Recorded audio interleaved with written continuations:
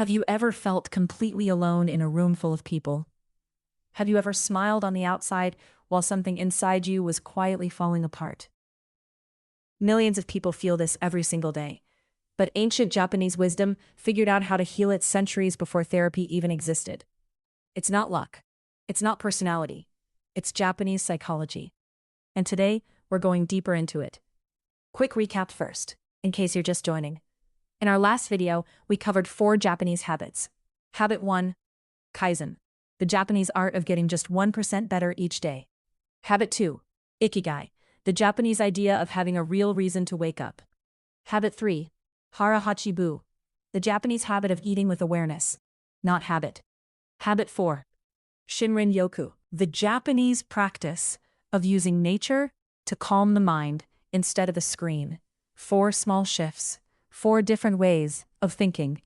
Before we continue, ask yourself this: what's one thing about yourself you keep trying to hide or fix, but it never feels good enough? Keep that in mind. Today's Japanese habits go straight at that.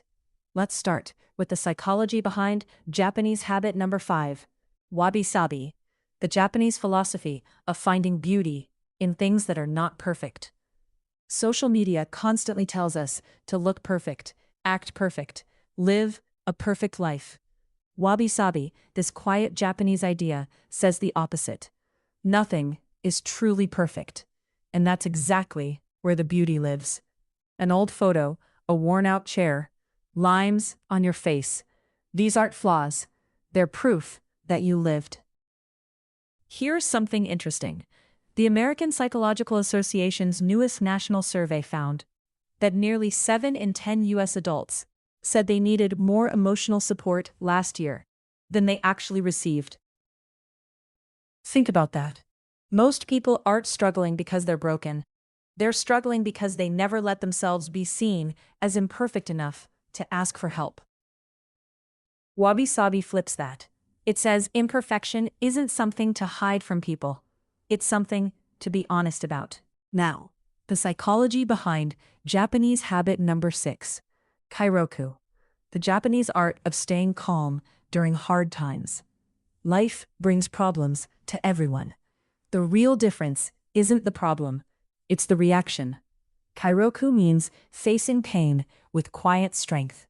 Not panic, not hiding your feelings, just not letting one bad moment define your whole identity. Next, the psychology behind Japanese habit number 7, Omotenashi, the Japanese practice of caring for others without expecting anything back. This is a big reason Japan feels so clean, so calm, and so respectful. People don't throw trash around. They stand in quiet lines. They lower their voices in public. Why? Because they believe even their smallest action affects someone else. Here's the uncommon part. That same American Psychological Association survey found that more than half of U.S. adults say they feel isolated from others, and half say they lack real companionship, often, or some of the time. That's not a small mental health footnote. That's half the country. And Omotenashi, this quiet Japanese habit of small kindness with no reward, is one of the simplest ways psychologists say people rebuild. Not through big gestures, but through tiny, repeated ones. And now the psychology behind Japanese habit number 8, Kintsugi, the Japanese art of becoming more beautiful after being broken.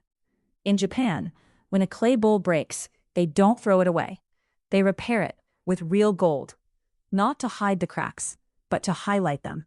The bowl becomes more valuable because it broke, not despite it. Kintsugi teaches something most of us were never told. Our scars, your failures, your hardest years, they're not shameful. They're proof you survived something. The strongest people aren't the ones who never broke. They're the ones who got repaired. So here's where we are. Habit 5, Wabi Sabi, teaches your brain to stop hiding your imperfections. Habit 6, Kairyoku, teaches your brain to stay steady without shutting down. Habit 7, Omotenashi, teaches your brain that small kindness quietly fixes loneliness. Habit 8, Kintsugi, teaches your brain that your breaks are not the end of your story. If even one of these Japanese habits touch something inside you? Tell me, which one? In the comments below. I read every single one. And if this video helped you, see yourself a little different.